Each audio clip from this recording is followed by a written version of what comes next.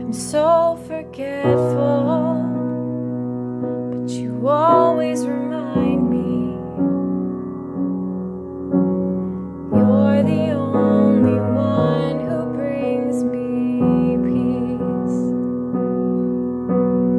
You're the only one who brings me peace. I'm so forgetful, but you always remind me you're the only one who brings me peace. You're the only one who brings me peace. So I come, Lord, I come, I come. Lord, I come to tell you I love you, to tell you I need you, to tell you there's no better place for me than in your arms, to tell you I'm sorry for running in circles, for placing my focus on the waves, not on your face. You're the only one who brings me peace. You're the only one who brings me peace. I'm so forgetful, but you always remind me you're the only one who brings me peace. You're the only one who brings me peace. So I come, Lord, I come, I come. Lord, I come to tell you I love you, to tell you I need you, to tell you there's no better place for me than in your arms, to tell you I'm sorry for running in circles, for placing my focus on the waves, not on your face. You're the only one who brings me peace. You're the only one who brings me peace in the storm.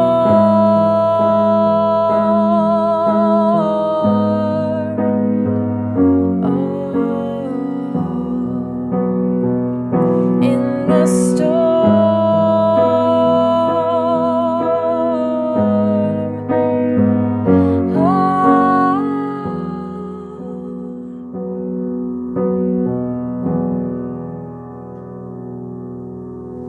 I'm so forgetful, but you always remind me you're the only one who brings me peace. You're the only one who brings me peace.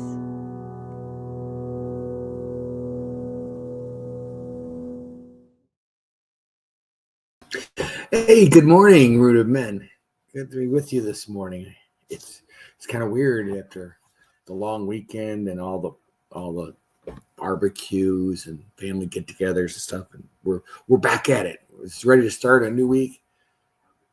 It's September. Oh, please tell me it's not September. It just seems like summer just got here, and now we're gonna say goodbye. I don't know how much longer I can live in Michigan. I got to be honest with you. It's like our summers are so short. I think we put up our pool this year, and if we were in it a handful of times because the water was cold most of the year, because June never really warmed up, and then July came and it was a really warm and really nice, and then August, it's some pretty cold nights, and once you get those cold nights, you kind of lose the pool. It's without a heater, it really doesn't warm up. So anyway, good morning. I'm glad to be with you. Let me see who we got with us this morning. Ken Gooch is here bright and early this morning. He even beat me on, and it's me. And Tom's here. Good morning, Tom. Oh, Tom, by the way, as the time was running, I looked back at the devotion schedule, and you moved it a little bit, and I didn't realize you didn't do Psalm 100 yesterday until later, and so I have done Psalm 101 today, so maybe tomorrow you could do Psalm 101. I mean 100. I may have swapped with you without asking. What can you do, right? Chris Conley, good morning, gentlemen. And Chuck B's here. And Connie, good morning, Connie. Yeah, I know Greendale's a lot warmer. I am not a winter person at all anymore. Too many years of driving it for a living, I think, makes me hate snow. And that's your plan. All right, awesome. Thank you very much, Tom. I appreciate that because I can't just wing it. I decided that that's not my strong suit. Today's scripture. So, as I said earlier, it was Psalm 101. It's short and sweet, but it's really cool. It's a really cool psalm because you see a side of David that we don't see in all the other ones. We see something different. And so let me see if I can pull that up. And I know what I'm doing, really, I swear.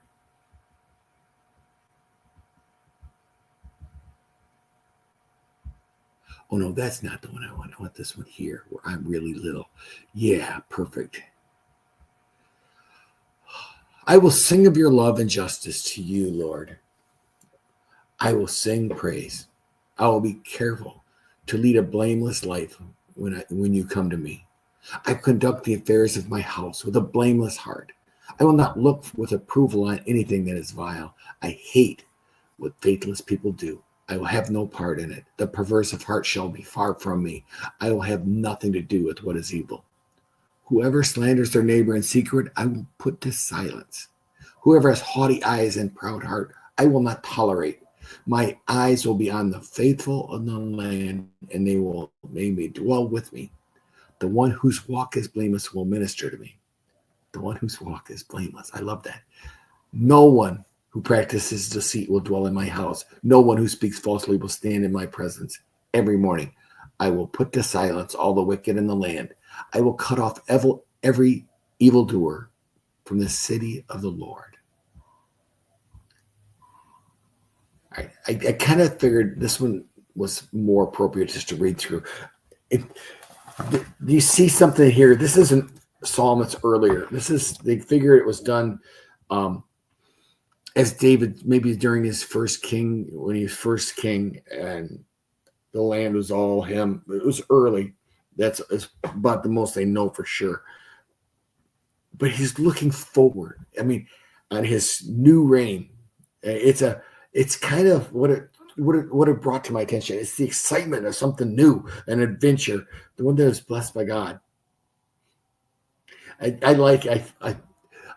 can imagine. I've never been in this position, but I can imagine it's what a new pastor feels when he gets his first flock, and how I'm going to do this, and I'm going to do that, and I'm going to have youth, and I'm going to have people walking the streets, and I got all these plans, and it's all going to be great.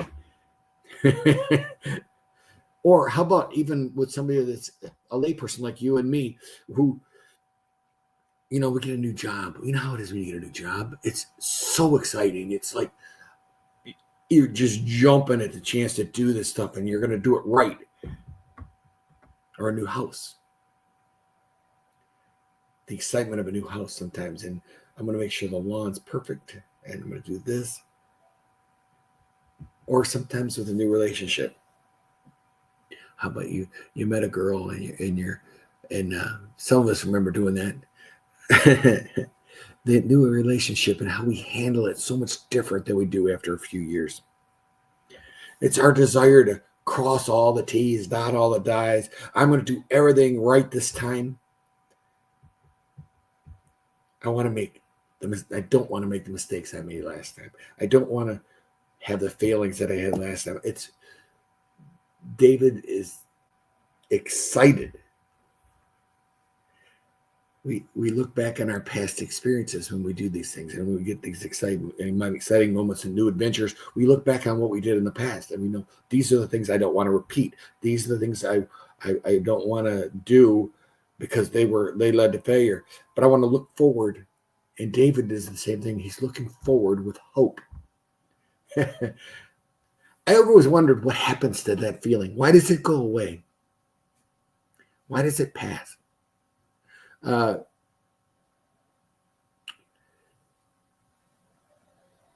David went through the same thing, I'm sure. I'm sure after a while, the being king was difficult and exhausting. And there's got to be times in his life. I mean, Saul pursued him, right, trying to kill him for quite a while. And he was tempted by Bathsheba, and he failed. His son tried to steal his crown. There's so many things that David went through. And I thought, I wonder if it affected his writing.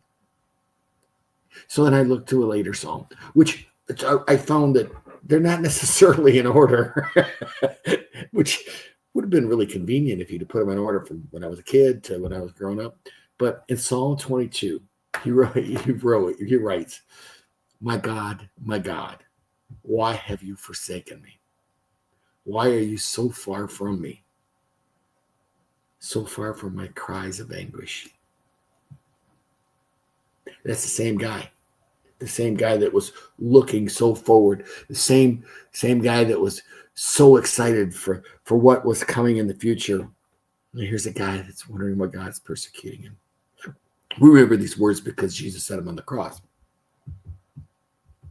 How did David do it? How did David manage to continue once he lost that? I liken it to in the book of Revelation, when you hear, I'm not even sure of the church. I mean, this is just coming off the top of my head, so it might be a little bit mistaken. There's a phrase on there that says, "You have lost your first love." The thing that excited you, the thing that motivated you to such greatness, is gone. How do you get it back? David never turned away from God. When he faced conflict and doubts, David turned to God as his source of hope. Even in Psalm 22, he writes,